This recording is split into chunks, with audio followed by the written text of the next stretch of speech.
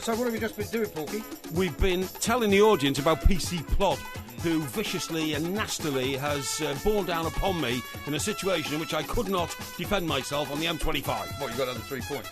Well, he's threatening me. He's threatening me as he's driving past. You're getting 3 points. The letter will be in the post. It's going on your licence. That's not the way a policeman should behave. This is a podcast, of course, from the warm-up. It is from the warm-up, and it's a prelude to the fact that we're doing mid-morning all this week on TalkSport, 10 to 1, filling in for Colin Murray, the two mics.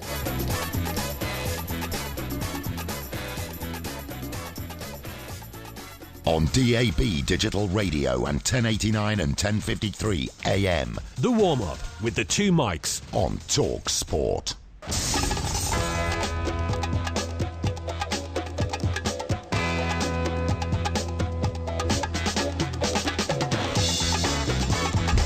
Good morning, I'm Mike Graham, he's Mike Parry. You're listening to the two mics on the warm-up. Now that Mike Parry's sorted out his timing problem, we'll be bringing you tales from our road trip to Rugby yesterday. Porky managed to book us into the worst hotel we've ever stayed in, and then he nearly didn't make it back in time for this show, thanks to a mammoth traffic jam on the M25, south of where he was supposed to be. Nobody knows why he went that way. We'll bring you all the golf, the cricket and the transfer news, of course, as well. 08717 22 3344. Also coming up on the show, do you mind not clunking around? Oh, well, clunking around it's hardly for? my fault, is it?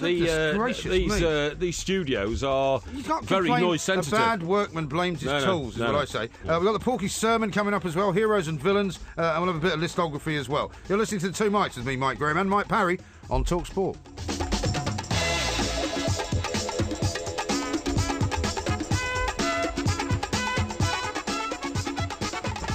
This is TalkSport. We are the two mics. This is, of course, the warm-up, and we're fast becoming the hardest-working people in showbiz, I think we call that. I used to be quite relaxed about my work life and my work-life balance, but yes. You've turned me into a workaholic. Well, I'm sorry about that. We're working all last week. We're working today. Yeah. Last night we were working at Rugby. We're working all next week. We are. On the 10 to 1 slot in for Colin Murray. Yes. I mean, it doesn't stop. When am I supposed to see my family? And we're doing this show this time next week, aren't we? I think so, yeah. I think we are, yes. That's great. Well, when am I supposed to see my kids? Well, it's for a greater good, and the greater good is it improves my career. Yeah, that's the greater good. You know, to be publicly available. To be associated with me. To be publicly available. To be associated with me. No, that doesn't do my career. Now, a lot of people have already been on complaining that they tuned in at 10 o'clock and you weren't on. Yes, sorry about that. I don't know why you managed to put that out. Well, I had a horrific journey back from Rugby. I'm really sorry, folks. What were you doing on the M25? Well, I drove back from Rugby, right? Yes. And I came straight down the M1, yes. Straight down to the end of the M1, yes. Brent Cross, take a left, sure. right down the A41, straight down into Baker Street and into the office. Yes. What were you doing on the M25? I was going around the underbelly of London to get to my stockbroker belt. Well, why did you have to go home abode. first?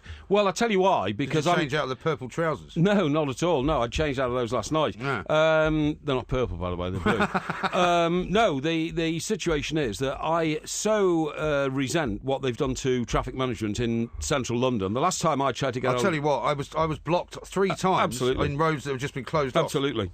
And the last time I tried to get out of London, after we'd done this show, do you remember I was on my way to Bournemouth? Yeah, and you got stuck on the King's Road on the embankment. I never got there. Yeah. I never got there. I spent 2 hours sitting in a car on the embankment. You seem to spend an awful lot of time stuck in traffic jams. I am, But that's what you got sat-nav for. It tells you where the traffic is. Yeah, but then, I'm afraid when you're on a road next to the River Thames, there ain't much hope of getting anywhere else. Yeah, but if you'd looked at it before you went down that road, and on the, then you would have known not to go there. On the M25, by the way, I'll tell you about Britain's dumbest cop, okay? Oh, yeah. Okay. Because I'm whizzing around the M25, keeping to the legal speed limit, of course. Of course. And, the gantries all have, information, all that. All of a sudden, they all turn to a red cross. Oh, dear. All of them at the same time. The lanes are all closing down, basically? They're all closed down at once, right. Except the first lane. And where was this? 16, 17, where is it? No, this is just before Junction 16. Okay. And where is that, though? I think it's Milton Keynes. Okay. I think, is it Milton Keynes? No, that couldn't be Milton Keynes. That's up the M1 somewhere. No, wherever it is, anyway. It would be still somewhere in Hertfordshire. Yeah, yeah, people can look at it in the map. It's before you get to... I don't think they're that interesting. No, it's in Buckinghamshire, I think. Buckinghamshire, yeah. But anyway, Hertfordshire, Buckinghamshire, When the story is, they just suddenly went to Red X, except for the first lane. There's 4 lanes. The first lane just said... The inside lane just said 40, and the rest all went to X. Right. So I'm trying to work this out. Hang on. Where am I supposed to be driving now if all these lanes are X? Further to the left lane. Yeah, but the problem is the traffic's building up because every other driver is now slowing down to 40. They're all piling up, and I'm, they're behind me, they're in front of me. And then all of a sudden... I realise I've got to move over. Next thing I see is a cop car with blue lights flashing come whizzing up in a spare lane, presumably going to the scene of what we found out later was an accident. So anyway, so the police car's coming up behind you. Yeah, and so I'm thinking I'm doing my best. And which lane are you in at this point? I'd moved from the third lane into the second lane. Okay, so you're still in a lane with a red cross. Yes, I am. Yeah, right, yeah. Okay. So the cop comes over and then miraculously stopped parallel to my car, and I'm only doing about 20 miles an hour because I'm looking for an opportunity to get into the next lane before I get into the slow lane. Presumably it's quite congested at this point. It's completely congested. Yeah. So anyway, I thought, I wonder why this police car is just monitoring me. Yeah. So I looked over, and a cop had put the window down, and he's waving like this, get your window down. So I put my window down, and I didn't say anything, and he said, "You've been through 3 red X's.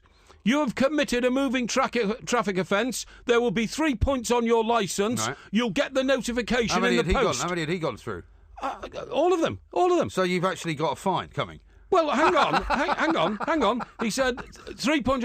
There'll be notification in the post, and then he whizzed off. Right. But behind him, at least 8 cars were following him. Yeah. So I started taking the numbers. I thought, right, you're going to do me. Well, you can't do that when you're driving. I certainly did. How did you keep control of the car? I got my pen out. I grabbed a paper that was on the seat, and I took down the numbers of the 6 cars. Who was in charge of the steering wheel? I was in charge. While writing on a piece of paper? Yes, while writing on a piece of paper. I don't see how you can do that. By this time, I was doing That's another violation. By this time, I was doing about 15 miles an hour. Well, you shouldn't be moving at all if you're writing. This thickhead policeman, why did you say... how's he... he's just defending the other he's not. motorists. Where was I supposed to go? Menace. You're a menace. Where was I supposed to go? You were supposed to pull in earlier. I was trying to get into the lane on the inside. Rubbish. Right, now the only believe alternative not to go through another red X was to stop dead in the middle of the motorway. Okay. That would have caused another pile-up, or it would have caused a huge No. obstruction. No, you would be I had within no your choice. rights to pull in front of one of the cars. You telling me you couldn't do it? None of the cars were letting me get in because there were so many cars trying to get across the motorway. You've got to have a bit more cojones. You just got to make it happen. No.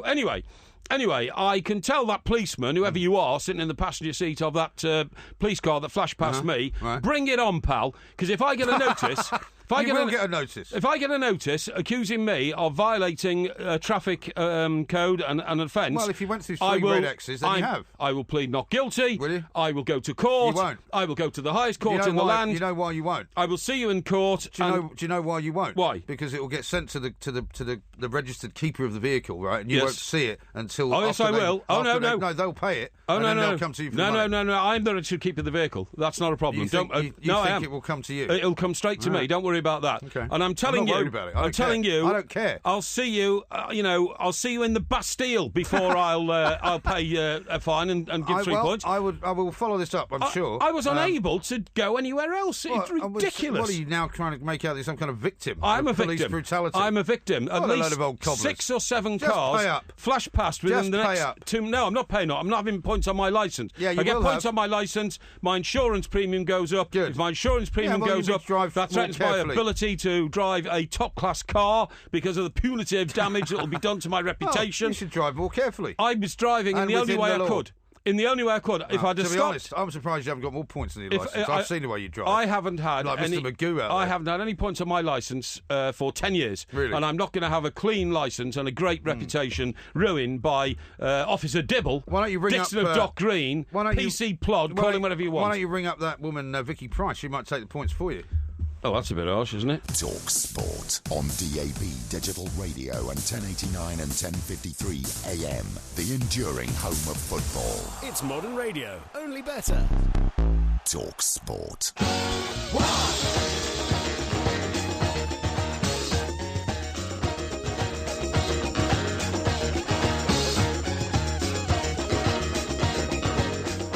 This is Talk Sport. We are the 2 Mikes, and we're doing the warm-up. There's loads coming up later on in the day, of course, and we'll be following the cricket and the golf too. A couple of tweets to read out to you, Mr. Parry. Okay. Just before we talk to Rupert Bell up there at Troon. A couple of people have been looking on Twitter at some of the pictures from last night. Yes. And here's one from Scorch, who says this. It looks to me that the 2 Mikes clothing budget is split £990 for Mike Graham and a £10 Sports Direct voucher for the plank. How dare you? And then a couple of other people are saying... My casual look goes down very well well with Nice the audience suit, in rugby. Mr. Graham. And on my blue suede shoes that I wore, Jennifer says, stylish, smart, no Velcro. Obviously, it's not porky. Yeah, well, you want to wear blue suede shoes, mate, that's up to you, just to curry favour with the audience. I'm the man of the people. Is that right? Everybody said that last night. And Dee says, not only does he fail to know where he's going, Porky Squirrel's victim after getting 3 points for his plankiness. No, it wasn't my plankiness at all. There was nowhere to go. If I'd have stopped, the cops said, move over. I couldn't move over, so I should have stopped at the next red X, and that would have caused a massive traffic jam on the M25. Somebody would have run into the back of me. My car would have been written off.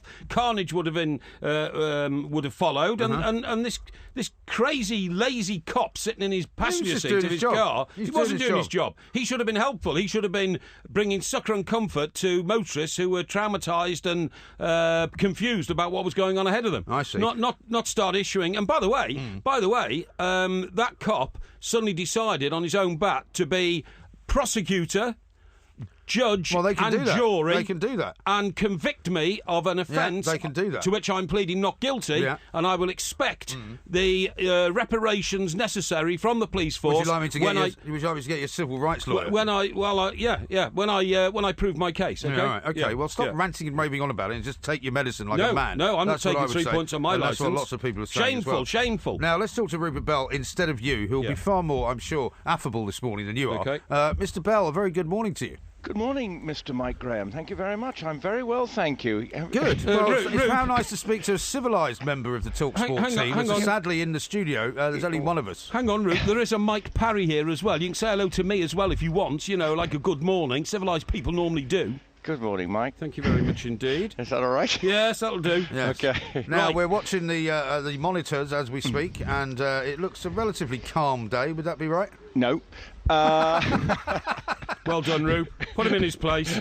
It's actually blowing the strongest it has all week. Is it? Yep, and it's wet, and there's a big black cloud. The weather is supposed to improve through the afternoon, but at the moment it's bitterly cold. They look as if they're all playing out in midwinter golf. Just your average Scottish summer, then? It is your average Scottish summer, yes. We had a lovely day on Thursday, but that was the full storm, and since then we have the sea is just it's white horses everywhere. So it's a bit of a hoolie today. Yeah. There aren't any fairways in the sea, Rube.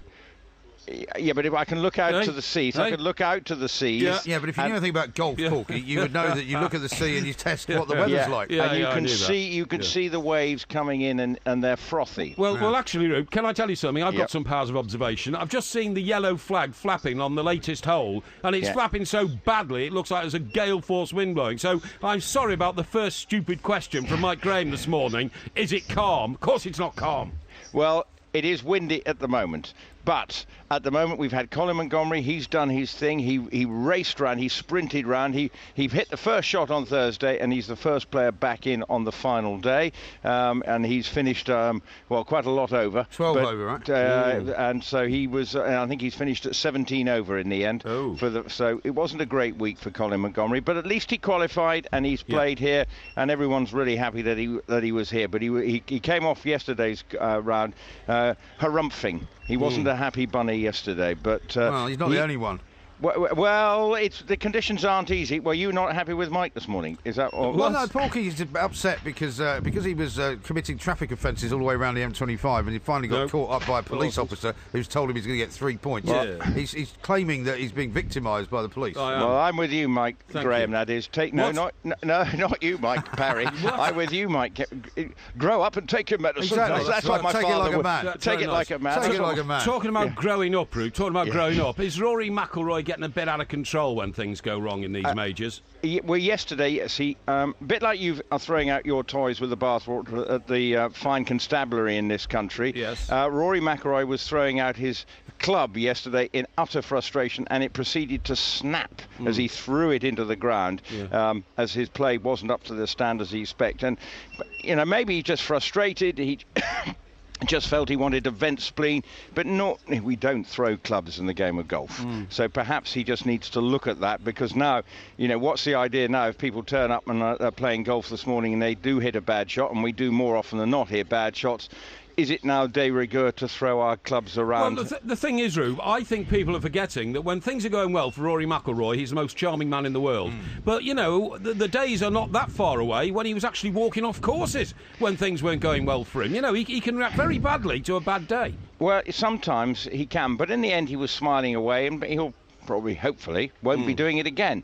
But he just hasn't. He got the wrong end of the draw. He played really well on Friday, and because he managed to graft his way around to a pretty respectable score in the worst of the conditions on Friday, he knew his chances probably had gone. So really, that's probably just sort of the sense of frustration that he's not being able to, given the way the draws worked out, be competitive. And of course, he also had all the hoo-ha about the Olympic comments at the beginning of the week. So you know, he's been a bit of an eye at the storm at the moment this week. So the question, I guess, Rupert, is whether anybody can catch the two leaders, really. Is there any light? I mean, if the conditions don't sort of ease up a bit, I suppose, well, you're not going to expect any brilliant rounds from anyone, are you? That's the problem. And it's a question whether Stenson and Mickelson actually come back to the pack and someone can just sort of keep it together. I think, and we'd all love to see Andrew Johnston come through and win beef, you know, who is just lapping it up. He's not one of Porky's favourites, I'm afraid. Well, I think he's such an odd-looking man. He's such a... What do you mean odd? Well, Mike, he has a very I mean, ugly talk visage. about pot and kettle here. Yeah, exactly. Yes. Mike. Yeah. But he looks like a reject from Deliverance, doesn't he? When did you last look at a mirror, Mike? He's only got one mirror in his house, and it's one of those ones that you buy in the sort of the Hall of Mirrors, where it makes him look like Brad Pitt. When he looks at it, he's about 6 foot tall and an absolute sort of babe magnet. Yeah, it plays Mirror, Mirror on the Wall, actually, just to make me feel good. Yeah. But the fact is, you said he looks like somebody out of Deliverance. He does. I'd actually say that this guy can play a mean game of golf, and he's actually endeared himself to one and all. And don't be such a lookist. Yeah, it's okay. Yeah, no, if that's a word. You're probably right. You're absolutely right. And of the two, have you seen either Mickelson or Stenson this morning yet? And can you tell us who's looking more confident? Not well, because they don't tee off till 2:35, so I haven't seen them yet. If they've got any sense, they're not outside yet because it's cold, wet, and windy. Yeah. So I think they'll be trying to stay warm at the moment. What they might be doing is just watching the television just to see where the pin positions are. Yeah. But yesterday it was really brilliant sport yesterday, seeing them trade shot for shot, and Stenson coming out on top at the end, 12 under par, and obviously trying to become the first Scandinavian to win a major. Mickelson trying to become the oldest winner since old Tom Morris in 1867 when he was 46 to win the Claret Jug. So it will be a huge achievement for either of these two players to win here this afternoon, and it looks a match race at the moment between these two. Tremendous. Rupert, thank you very much indeed. On digital radio and 1089 and 1053 AM, Talk Sport.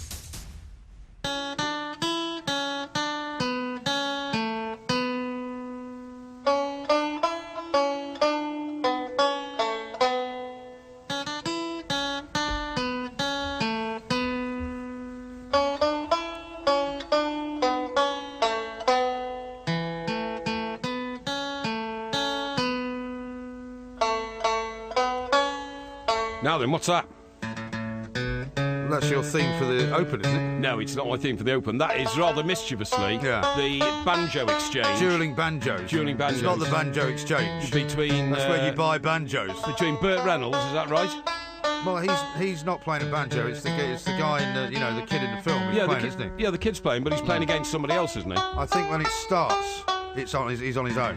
Oh, I see. I don't think it needs any explanation. But you can tell this is two different banjos. Yeah, it's dueling banjos. Different. That's the name. Yeah. Yeah, that's what I mean. Yeah, but in the film itself, I think the guy's just playing on his own. Oh, I see. Right. I think this is just one of those things. Yeah. Okay. Frightening film. Anyway, you reckon the reason we're playing it is because you think Andrew Johnson looks like something out of Deliverance. I said he looked like a reject from Deliverance. Now that was a little harsh, and you shouldn't be looking. I think you might want to retract that. I'm going to retract it. Yeah. I'm going to retract it and say, look, I'm sorry, I meant it with a touch of affection, that you're a great English golfer. I wish you the very best of luck on the final day, and there's no doubt that we're going to see an awful lot more of you in the future. I'm glad we got to this bit. This is my favourite bit. Exactly. Yeah. Now, a couple more tweets have come in about your experience this morning on the M25. Right. Lee says this: typical Porky claptrap, big car. He reckons he's above the law. Take your points like you took the shortcut on the motorway. #plank. No, that's not true at all. I was victimised. Well, you've given your side of the story. Yeah, I know. I want to read out some of these tweets. Okay. Ian says he's in Blackburn. Mike Parry, typical selfish Mercedes-Benz driver. #plank. Yeah. Graham's asking, has Liam Gallagher joined the police? Yeah, could be, yeah. It wasn't him in disguise. I was victimised. Russell says he supports you. He says, I'm with Mike Parry on this one. The roads are very poor in this country, too slow and too much enforcement. Yeah. And then he says, hashtag justice for Porky. Justice for Porky. Thank you very much indeed. Right, while we're at it, I got this note passed to me last night. We were at Rugby last night at the Rugby Theatre. Thank you very much for all the people at the theatre. A very nice part And can I say that you've been taking the mickey out of the hotel we stayed in, the Grosvenor Hotel, and it's very unfair because the people there were very, very nice. The people were lovely. The people were fantastic. Yes. But the hotel itself, I'm told by several people, was also the subject of a programme called The Hotel Inspector. Who went there and kind of gave a not very favourable verdict. So I don't know why you put us in there. I don't know where you found it. I don't know what recommendation you got. But it's not up to the sort of standard I expect. Well, let me tell you this, you see. The town I come from, Chester, has got a Grosvenor Hotel. And it's one of... So you thought it would be as good as that? Well, the Chester Grosvenor Hotel is owned by the Duke of Westminster, who is, but it's not a former colleague of mine. But it's not a chain. He's not a former colleague of yours at all.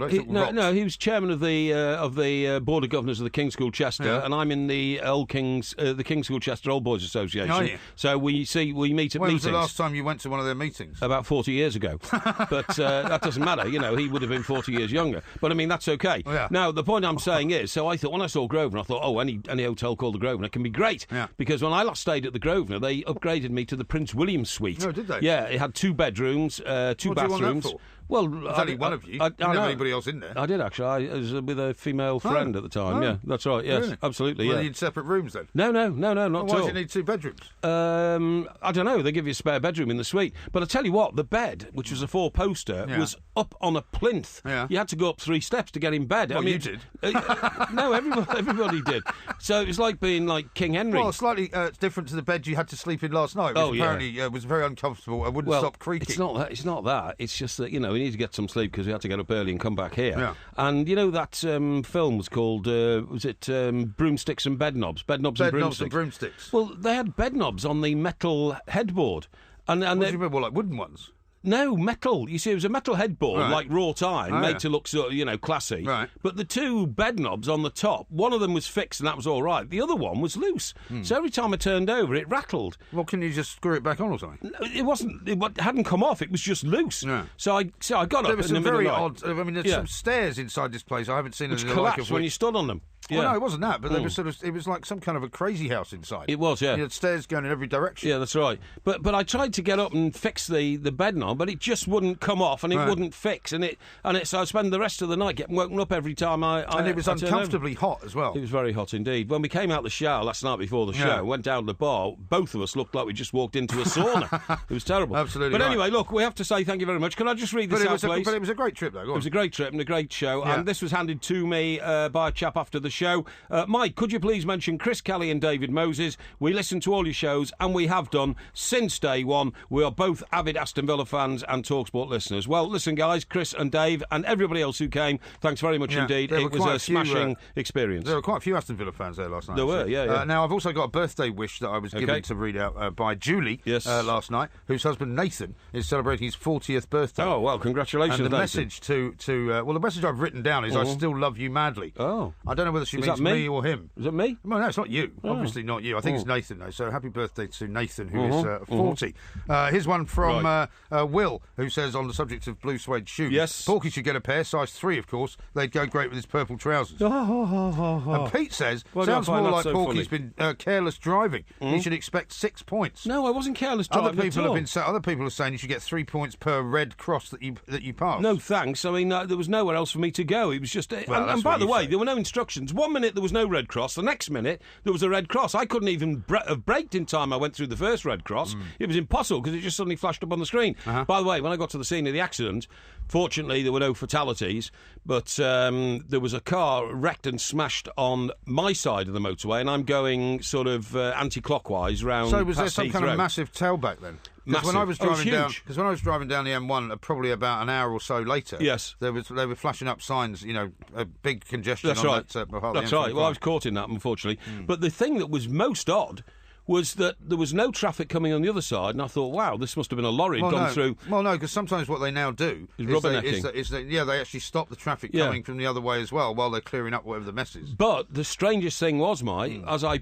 like a rolling roadblock, that thing? Yeah, no, it wasn't even that. As I passed it, there was a smashed-up car on the other side of the motorway. But not connected? Well, I don't think so, because there was a concrete plinth, a concrete wall between the two sides of the motorway, and I couldn't see it had been breached. I couldn't see it been smashed or anything like that. So I'm not sure what had gone on. Maybe something had caught the attention of a driver on each side of the motorway or something. You see what I mean? Yeah, and they just crashed. Or well, I don't hopefully know. nobody's been too badly hurt. Fortunately, but, nobody it's was. a pretty bad situation out there, apparently. Indeed. Anyway, we've got lots more coming up, though. Yes. England-Pakistan, of course. John Norman's watching that for us. We're going to be talking to Jack Collison. We're also going to be talking to Phil Daniels later on. Yeah, that's great. Quadrophenia? Big Chelsea fan, yeah, absolutely. He's going to be talking about N'Golo Kante's arrival at Stamford Bridge. He's now left Leicester. Yeah. I'll ask you, actually, when we come back, what you think that's going to do to the Leicester team. Well, that's a good point. What do you think about Wilfred Boney going to Everton? I'll talk to you about that in a minute, because we haven't got time right now. Good. But it's really more what you think of it than I do. But, it's a very... Everton's transfer policy seems all over the place.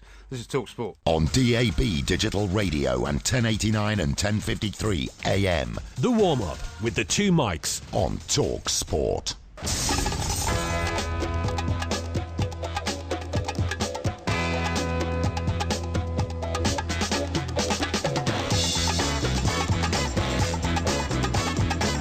Good afternoon, I'm Mike Graham, he's Mike Parry. You're listening to the two mics on the warm-up. The golf is underway up at Troon. It's not a very nice day up there. In fact, it doesn't look anything like the summer that we're having down here in the southeast of England. It looks very blowy, and Phil Mickelson and Stenson will be going out at 2:30. Right here, of course, we'll be covering it all with Rupert Bell and Bob Bupka. Coming up in this hour, we're going to speak to Jack Collison, former West Ham player, of course, and Wales international. He's going to tell us what he makes of the rumours that Sam Allardyce may or may not become the next England manager. 08717 2 3344. We're going to have the Porky Sermon. We've got Heroes and Villains coming up as well. You're listening to the two mics with me, Mike Graham, and Mike Parry on Talk Sport.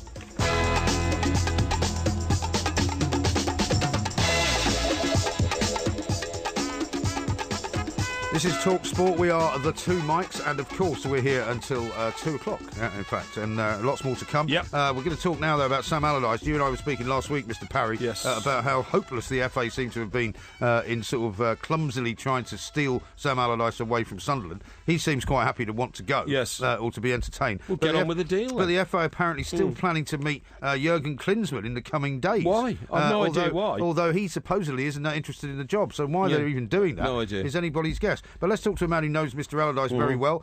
Played for him, of course, at West Ham. Jack Collison is here. Jack, a very good afternoon to you. Good afternoon, fellas. Thanks Hi, Jack. very much indeed for joining us. I mean, Sam obviously has wanted this job for a while. He's applied for it a couple of times in the past. Why is it taking so long, do you think? I'm not too sure. I know he got very close on previous occasions, and I know becoming England manager is one of Sam's big goals. And to be honest, I think he could be the perfect man to come in at this right sort of time. When you say the perfect man to come in, Jack, what is it, in your opinion, that England need in a boss that they haven't had for the previous three bosses?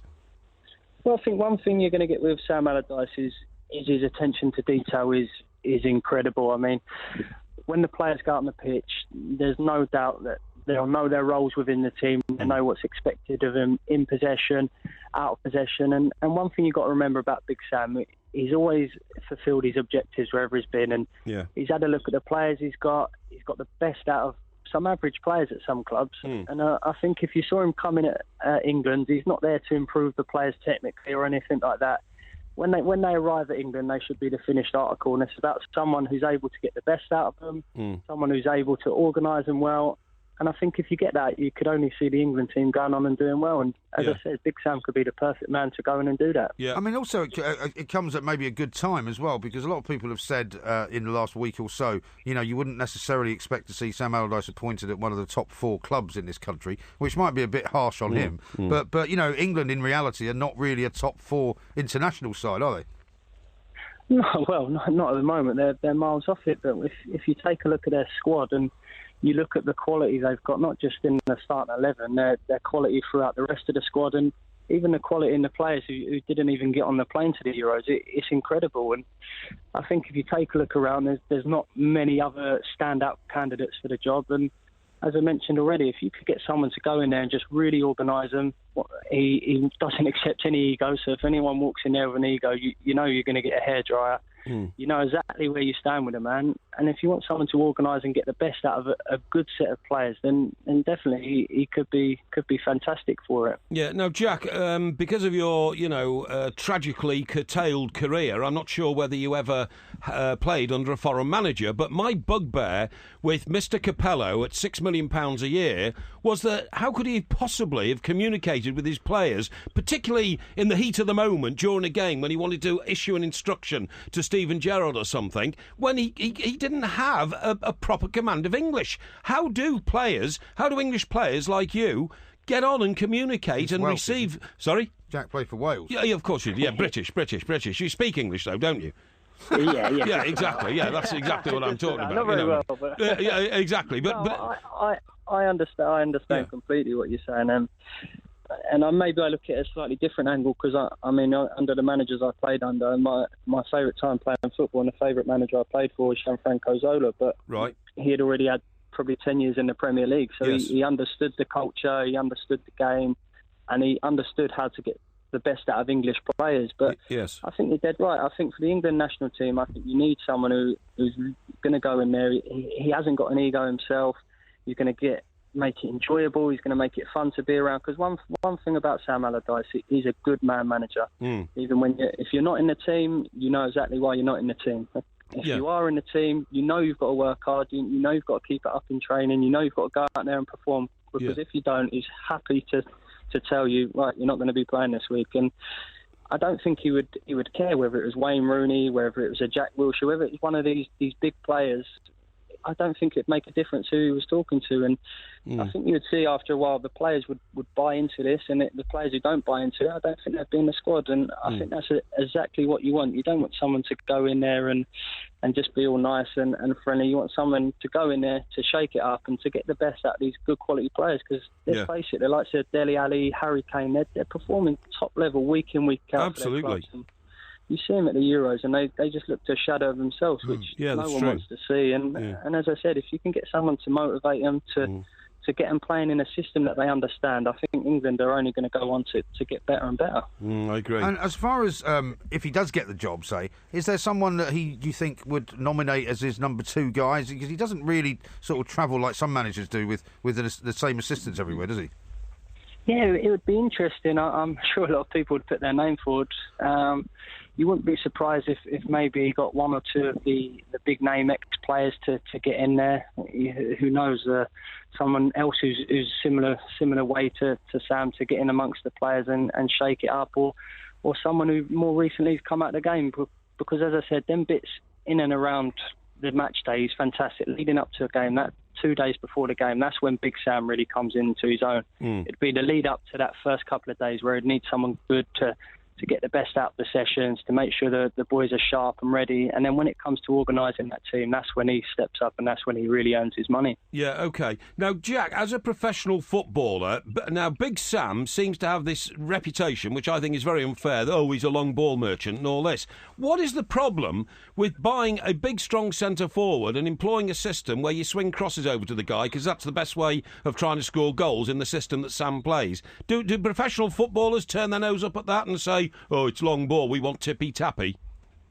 Well, it's not you could call it the so-called sexy way to play football, is it anymore? I mean, everyone wants to play this tiki-taka style, which is great on the eye. However, one thing you can say about Sam Allardyce, wherever he's gone, he's pretty much fulfilled his objective, hasn't he? I mean, at West Ham, his objective was to get us into the Premier League. So he'd done that first time of asking. His next objective was then to keep us in the Premier League. And he did that. Okay, it was playing a certain style of football at times, but I think over time and towards the end of his reign at West Ham, although he's an unpopular choice, you did see a slight tweak, a slight change in the style of football, because he had better players at his disposal. He could ask players to get the balls in tight areas, whereas before it was maybe, okay, how am I going to be effective? How am I going to win the game? And that's exactly what he'd done to get the team to where he needed them. And as I said already, when he's got some of the best players in the world at his disposal, it'd be interesting to see what way he'd go about it and how he would organise them and how he would plan to get the best out of them. I agree with that. I agree that Sam deserves the opportunity to work with top-class players. I'm not saying that he's ever managed teams which are not in the top league. They are, but to get a group of players who are the very best that this country's got to produce, I think then people will, think back to the days when he said, "Look, I could manage Real Madrid, I could manage Barcelona." I think he can. I think he commands absolute respect from players, and I think he'll do a brilliant job. Yeah, definitely, and that's 100% it. And the great thing for him, you look at the England squad at the moment, they're so young, they're hungry, they're all bright players, and if you've just got someone in there to stamp their style of play and to say this is how we're going to play, buy in or get out, I think it can only help the country and help England get better and go on and totally agree. Do something in one of these major tournaments. Yeah, totally agree. Long overdue.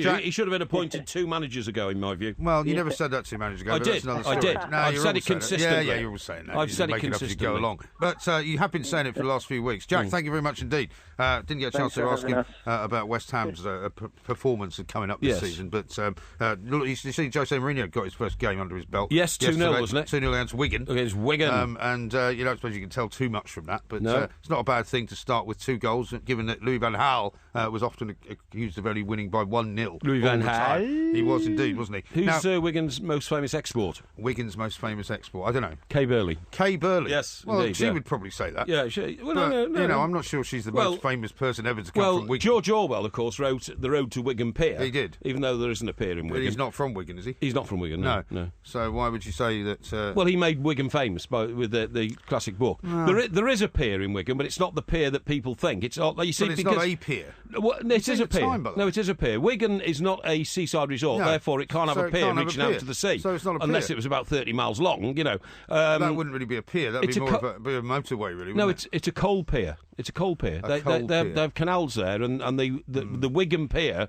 was a coal offloading junction on the canal. Okay, yes, fascinating. Yes, you got any more stories like that? This is Talk Sport. We're going to be checking in with the Royal Troon scenario, and here's a good one from John, who's texted in. He said a few plaudits coming out of West Ham. It's a shame that when Sam Allardyce managed them, they didn't like his style of football, which is very true. They wanted to get rid of him. This is Talk Sport. True. Yeah.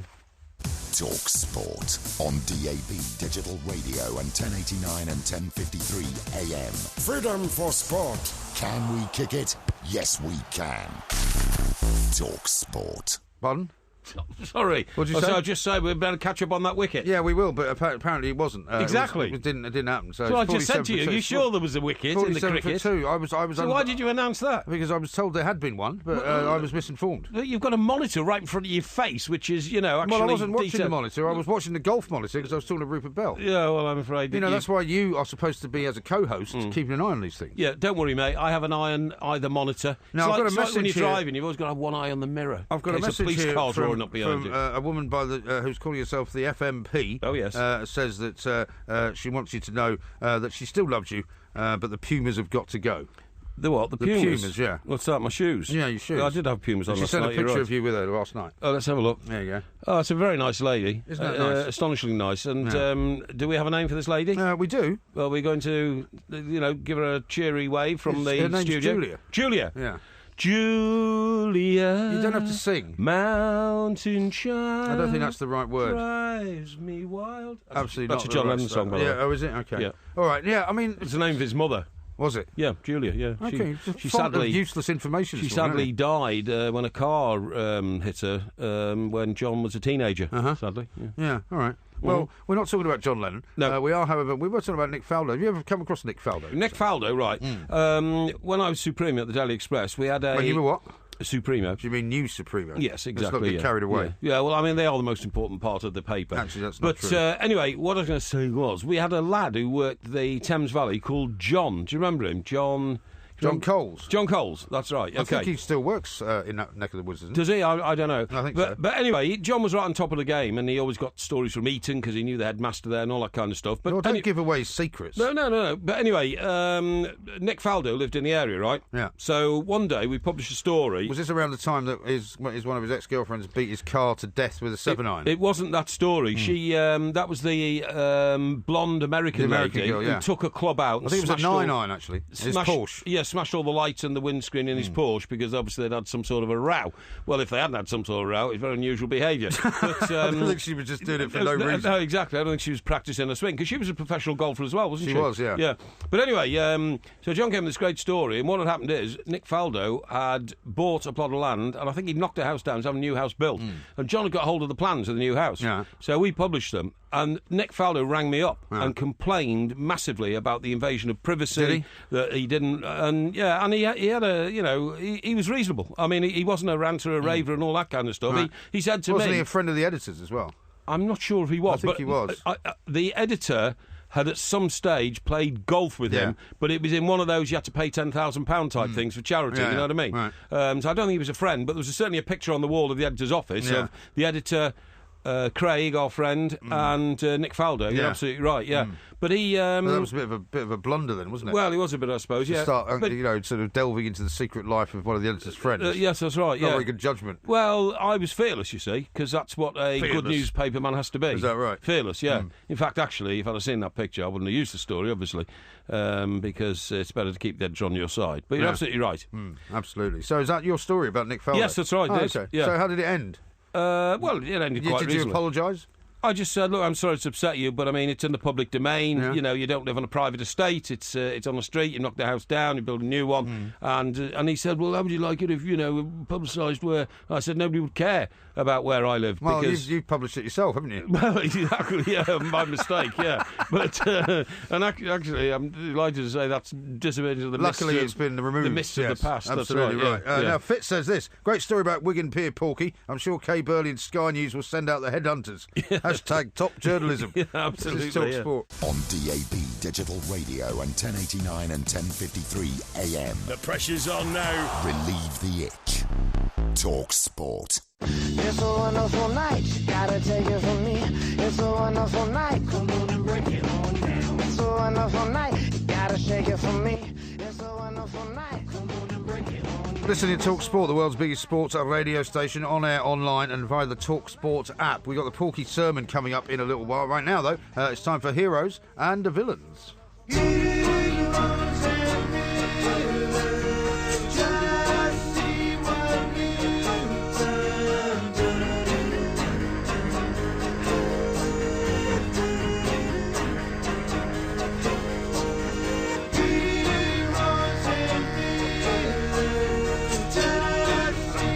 This is our little competition where we have two nominations each, two heroes, two villains of the weekend so far. Yes. I think I'm right in saying that it's now 3-2 to you me, in this particular competition. So yes. I could draw level here. Yes, you could do. And then that would be a dead heat for the next time that we have to have some kind of a runoff. Now, it's not going to be gerrymandering, in the control room to try and balance things up. You know what I mean? Well, the only gerrymandering that goes on is the money that you pass to Chambo back there behind the glass, so that he always puts you down as the tick in the right box. Hang on, let me just get this right. Yeah. I think on Friday we were having a little drink after work.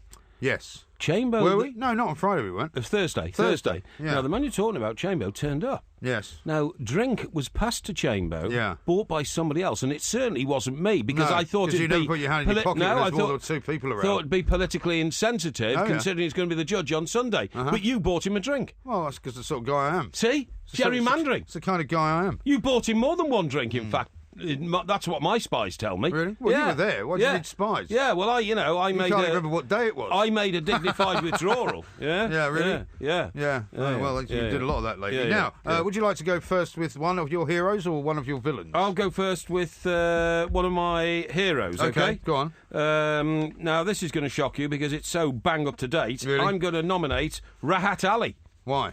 Because he's just taken 3 wickets this morning for 36 runs, putting England in a very perilous position. Yeah, he and certainly whilst is. I am an England fan and an England supporter... Can't see him coming back from this, can you? No, you can't. You have to take your hat off to the lad for literally demolishing England in the first hour of play. Yeah, it's not a bad one, that. I'm going to go with my first hero, and it's Andrew Johnson, the guy that you've been picking on since last night on the show in Rugby, where you made out that he was, unusually shaped for an athlete. Yes. I think the fact that he is unusually shaped for an athlete should count in his favour. Okay. Okay. And I think it's very cruel of you to have a go at some of his other pictures because you're hardly an oil painting yourself. And I think as the top performing British golfer in the Open, where most of the other British golfers have been woeful, well, indeed, I think he deserves a bit of a tip of the hat. Indeed. Okay. You want to do another hero, or do you want to do? I will do another hero. Okay. And my second hero is Eddie Howe. Is it? Now, he hasn't yet been appointed deputy to Sam Allardyce at the FA, but the very fact that Eddie Howe, at 38 years of age, is even in the frame to be mentioned as a potential England manager himself, which was all the talk last week, the fact that he's done such a brilliant job at Bournemouth has elevated him to the higher echelons of English managers. Yes. We haven't got enough of them. So I don't know whether Eddie Howe will be a part of Sam Allardyce's team, but the fact that he's within the debate and he's in the mix, to me, makes him an absolute hero. OK, well, I don't think that's a bit sort of premature, in my view. No, it's not premature. I'm saying even if he doesn't get it, he's been elevated to the role now of the higher echelons of English managers, and that's a great thing. Well, I mean, look at all the people who've been asked about the job. You know, Gareth Southgate, you wouldn't call him exactly in the higher echelons of management, would you? No, but he's been in frame as well, but the only reason he's not the manager is because he said no. Yeah, but Gareth Southgate failed as a club manager, and he was sacked by Middlesbrough. Eddie Howe has succeeded at Bournemouth. Well, what I'm saying, but he's only succeeded in keeping them in the Premier League. Well, that's not bad, mate, on the budgets that Bournemouth have had to use over the last 5 budget years. Is not that bad. They're owned by multi-billionaires. Up until everybody talks about Bournemouth being this little club. They're not. Well, they've got plenty of money. Trust me. They don't have a big stadium, which means they don't get a lot of revenue from That's only fans. because they haven't decided to build a new one, and they can't yet decide on where to put the new one. But they will. I think all this, little Bournemouth stuff is a bit misleading. My second hero is Chris Froome, not only because of his incredible ability to run up hills when his bike breaks down, but because he is more than likely, I would say, odds on to win his third Tour de France, which will be an absolutely incredible thing. And it's all in the next couple of days. He's probably going to cement that, and which makes him actually, because the Tour de France, whatever you say, is still one of the most incredible sporting events. Well, in terms of stamina. In terms of just stamina, in terms of length of time. You can't beat it. In terms of distance covered. Where would you find anything to even, go anywhere near it? And I think the nice thing about Chris Froome as well is that he's working his way towards taking that kind of taintedness off the sport, because he is such a superhuman athlete. Okay. That's my two heroes. Okay. And, of course, Mr. Chamber will be judging them. Now, how about the villains? Well, you can go first with the villains. I went first with the winners. OK, my first villain is the FA. Right. The FA, who continue I think you've nominated them before, you know. Yeah, well, it doesn't mean you can't do them again. Still nominating them? Yeah, I can do. It's a bit of a witch hunt, this, isn't it? Well, it isn't. That's not a witch hunt, because what I want them to do is to do their job. Okay. Their job is to select a New England manager. Yes. We talked last week about how they didn't appear to have a plan B when they wanted to bring a new manager in. They should have known that Roy Hodgson would leave if the results were not what they were expecting. Yep. And they're continuing to mess around with Sunderland fans. Yes. They're continuing now to mess around with Bournemouth fans because they're saying, oh, we might bring Mr. Howe over. And, I just want to get on with it. Yeah, okay. No bigger villain this week than the FA. OK. My first villain? Go on. I'm sorry, it has to be Rory McIlroy. Yeah, now, I don't disagree with that. A hero of mine and a 4 times winner of golf's majors, but I'm afraid that when things start going wrong for Rory, he's not able to keep a grip on his emotions in the way that some golfers are. I mean, it's not a bad thing. I like men who are emotional, and I like they show their passion and all that. But to go around smashing clubs up at the in the middle of the Open is not it's not a good image. And I love the boy to bits. I wish him well. He win loads more majors. But I just felt that was really a rather bad advert for golf. Yes, no, I don't disagree with that. My second villain of the weekend simply has to be the man who is the leader of the Hizmet movement. And he's a guy who's based in America, in Pennsylvania, in fact. But he's the guy who is being blamed as the guy who came up with the idea of a military coup in Turkey. But he did it from a long way away. Yes. His name is Fethullah Gulen. And from his Erie in Pennsylvania. Do you get that? Do you like that? Where? His Erie in Pennsylvania. Erie, There's a place in Pennsylvania called I know there is, yeah. I thought you'd get that. No, anyway, from there, he launched this horrendously badly planned coup, which only lasted about 4 or 5 hours. Yes. I mean, there have been some people killed, and I realise that it's a very serious story, but I think he's a bit of a villain, this guy. Well, I can't disagree with that, although I have heard him quoted on the Steam radio this morning saying he had nothing to do with it. Well, he would say that, he would say that, wouldn't he? I suppose he's not going to go, it was me. Yeah, that's right. Yeah, I did that, Yeah. Well, my second villain, has got to be Thierry Henry. Now, Thierry Henry? Yeah, Thierry Henry. I've mentioned You're already not in the still mentioning show. that non-story. Well, It's a non-story. It's not, because they've got an extensive interview, this tabloid newspaper, with Thierry Henry, and he's actually talking like, I will always love Arsenal and we can win the title, and he's talking about him bossing up Arsenal. He's not, so far as I know, yet bossed up a blow football team, in the canteen at Arsenal. Well, he's got to do his coaching badges. What's wrong with that? Well, it's so presumptuous. I mean, there are managers like Davy Moyes who would be considered as good enough one of these days. I mean, he ran Manchester United, didn't he? But, of that sort of quality, 15 years in the game as manager, you can't suddenly stop playing and go into a television studio and then turn around and say, I think I'd make a great Arsenal manager. Well, I'm sorry, that gives totally the wrong image of what management's all about. I'm going to give you 2 words, right, to counter that. Yes. Ryan Giggs.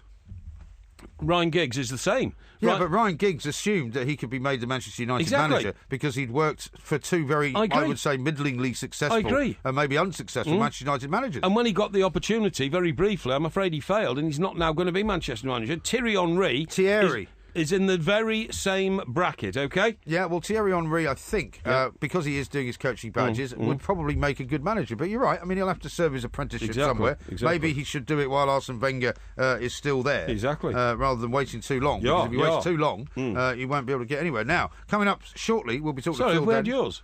Yeah, I've done mine. I've done the Turkish guy, and I've done the FA. Those are my 2 villains. Fair enough. Yeah.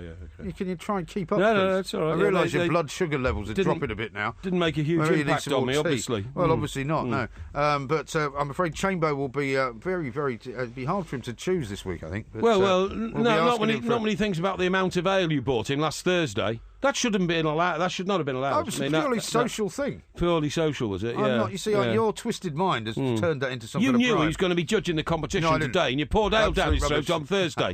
That in itself should debar you and him from being any part of this competition. OK, all right, fine. What a ridiculous point of view. Now, as I was saying, he'll be judging it, and Phil Daniels, big Chelsea fan, will join us to tell us what he thinks of N'Golo Kante joining the team at Stamford Bridge, and is he going to make a big difference? This is TalkSport.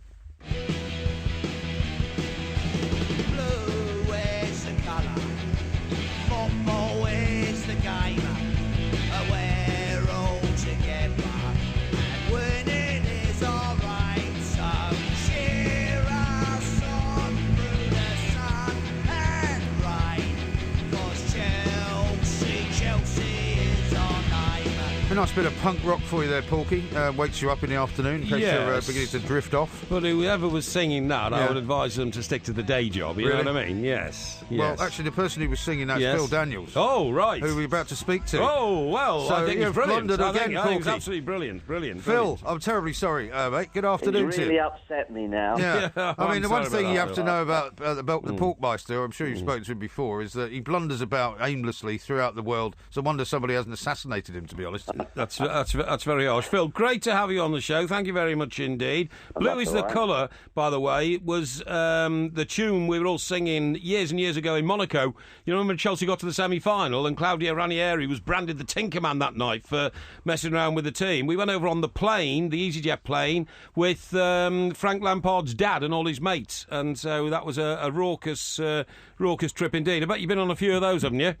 I have been on a few raucous trips, but I've enjoyed them all, and Chelsea have done well over the last few years. Indeed, so it's been good. Yeah, no, and it's another new era, I suppose, with Antonio Conte. I mean, he looks a very colourful character. We saw him at the Euros jumping on top of the old dugout and being very animated on the touchline, kicking balls and shouting and all of that. He's going to be great in the Premier League, isn't he?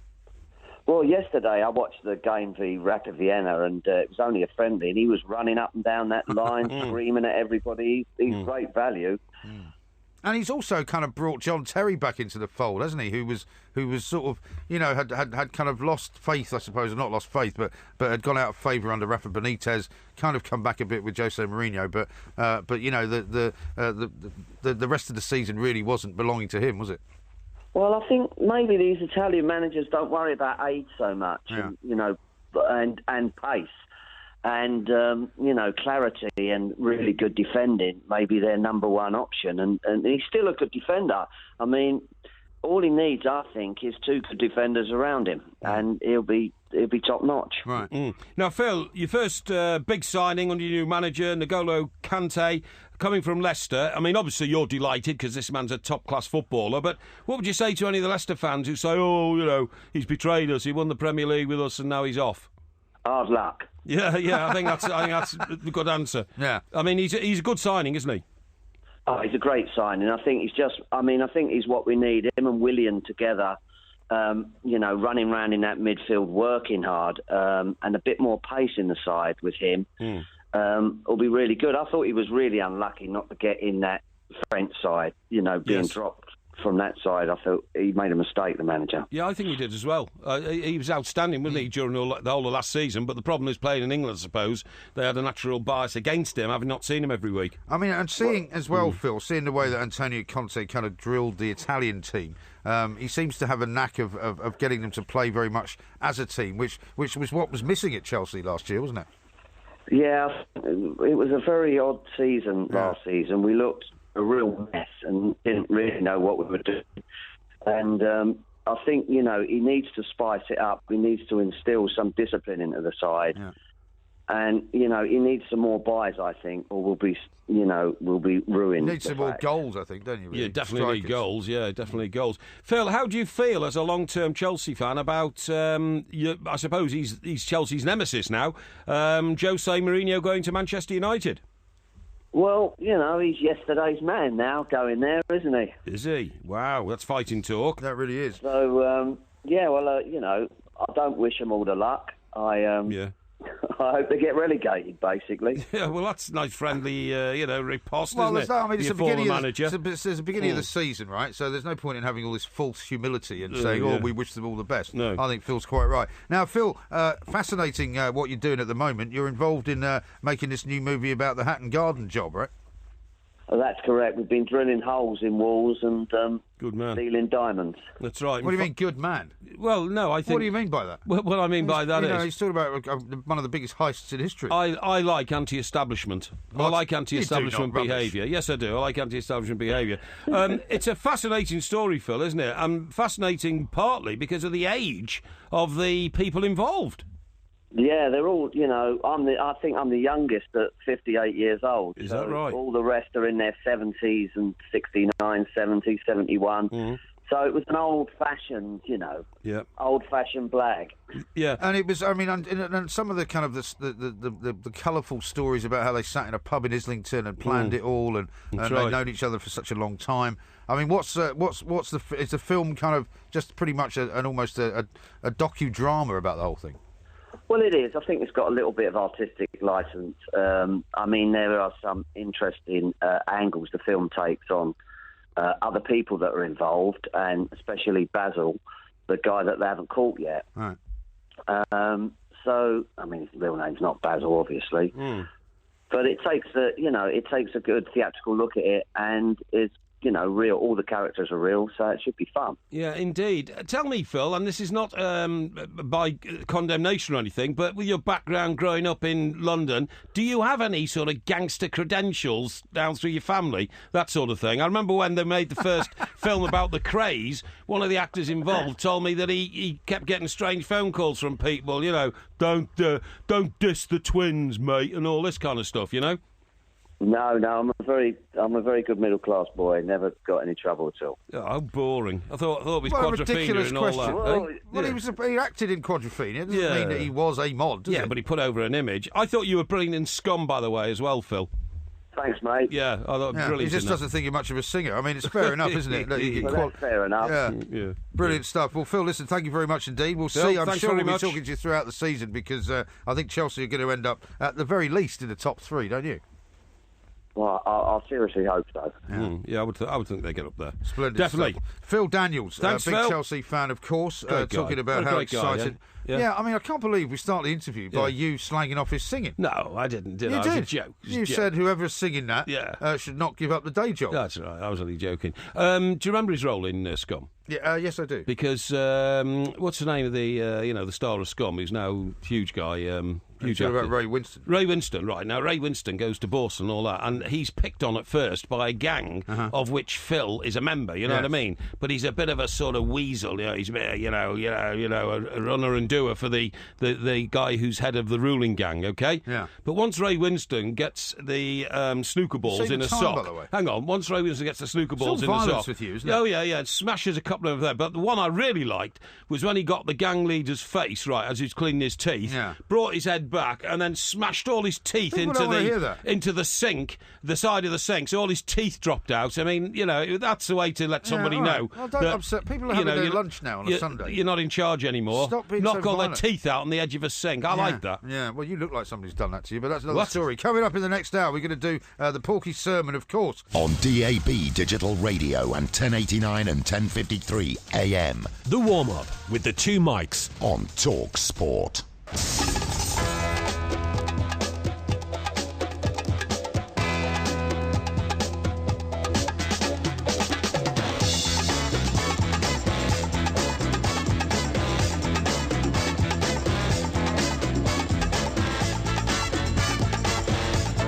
We are the two mics. This is Talk Sport, of course, which is the warm-up as well. We're sitting in for the last time, I think, actually, for a while. So we'll be back tomorrow morning, though, at 10 o'clock. Coming up in this hour, we're going to have a look at what's going on up at Royal Troon, of course. Bob Bubka's going to be keeping us updated there. Phil Mickelson teeing off alongside Henrik Stenson around about 2:30. And we'll keep going back to Lords as well. We'll find out from John Norman what the Investec Series first test is looking like. It's not looking brilliant for England, but you never know. Miracles can happen. 08717 22 3344. This is Talk Sport. We are the two mics.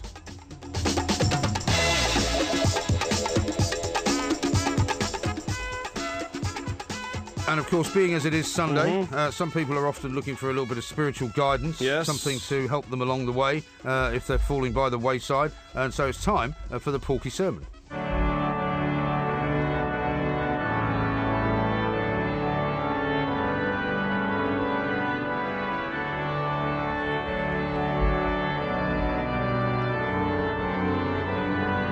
The passage that's been chosen, selected for today's reading, is from the book of Romans. I know it. Which is, of course, chapter 12. Yes, I know that one, 8 to 10. Yes, that's it. You may find it has some relevance for the duelling that's going on up in Scotland. Well, I think on the golf course. I think I'll interpret what it's all about. Okay, calm down. Yes. I'll let you do the interpreting in a minute. All right, let me read it to you. It starts thus: the one who exhorts in his exhortation, the one who contributes in generosity, the one who leads with zeal, the one who does acts of mercy with cheerfulness. Let love be genuine. Abhor what is evil. Hold fast to what is good. Love one another with brotherly affection. Outdo one another in showing honour. Yeah. Isn't that great? Oh, yeah, that's pretty good. That's pretty good. It's obviously not a description of the current cabinet. Well, no, I know exactly what this means. What would you I like can sum it up in a few words, okay? Go on. Good guys are better than bad guys. Okay? Good guys come first. Good guys will always win. Yeah. Good will always overcome evil, okay? And if you look down through history, you will see that that's always happened, right? It has always happened in Roman history. Is Attila the Hun still around? The answer is no. No. He wouldn't be, obviously, because he died a long time ago. But, I mean, his sort of people, right, have died out, right? Yes. Fortunately... Well, I don't know if that's entirely true. Yes, they have. I mean, there is evil in the world, isn't there? No, let me finish. Is Pol Pot still around? Answer, no. He's not. No. Is Stalin still around and his ilk? No. Is the most demonic monster in history, Hitler, still around? No. No. And that's because good always overcomes evil. Now, at the moment, of course, there are a lot of evil people in the world. Yes. That has been evidenced by what's happened, sadly, in France this week and has happened to all Western countries over the years. That will be overcome. Yeah. This is what the Lord is telling us in Romans chapter 12, verses 8 to 10. Yes. Good will eventually overcome evil, okay? I'll explain it in detail. The one who exhorts in his exhortation. Yes. So that word is not repeated for any other reason than to explain... Emphasise. To emphasise and to explain that exhorting is good. exhorting is good, okay? The one who contributes in generosity, that does not mean that when you and I stand at a bar and I put my hand in my pocket again and again and again, because you so rarely do. Thursday, apparently you didn't. Well, that's because I only had one drink after John arrived and I had to leave. I had other business to do, okay? So that's nothing to do with it. You say so. But the one who contributes... It's not the way I remember it. No, we're talking here not about generosity of money or generosity of spirit and thinking, of opening one's mind. The one who leads... Now, Mike, you know as well as I do, there are leaders and there are followers in life. That's true. And if you remember, the Byrds wrote a song which could have been written for me many years ago. I wasn't born to follow. No, that's okay? right. Yeah. Because there are leaders, and I brand myself as a leader. And it says the one who leads with zeal. So you will have leaders in life, and some would say leaders like Ed Miliband, for instance, were not poor much leaders. of a leader. Not poor leaders. And poor not a leaders. leader anymore, you'd have to say. Not a leader anymore, because he did not lead with zeal. What about the neither a leader or a follower be? No. Would you just shut up for a minute? I'm doing Romans 12, 8 to 10. That's not very Christian of you. That's not in this one. Now, the one who does acts of mercy. Yes. Now, this is something else I do. Why do you think I have a bird bath in my roof garden? It's an act of mercy. In fact, I've got a little robin redbreast who now makes it his home, okay? He makes it his home because last week was 3 very hot days. All the water disappeared. And so you finally got some action in the old bird bath? The robin redbreast is there, and I keep trying to take a picture of him, but he flutters away whenever I approach. I'm not surprised. But he's there. That is an act of mercy for creatures who can't defend themselves, with cheerfulness. With cheerfulness. I like to make people laugh. I like to give people a giggle. I like to make people feel good about themselves, and you feel good about yourselves by having a laugh. In fact, I read a report in one of my journals only last week that better milk is produced by cows who have a sense of humour. Well, if they're happier, I think there's no doubt about that. Exactly, who feel good about themselves, okay? Yeah. And then to move on, let love be genuine. Love must be genuine.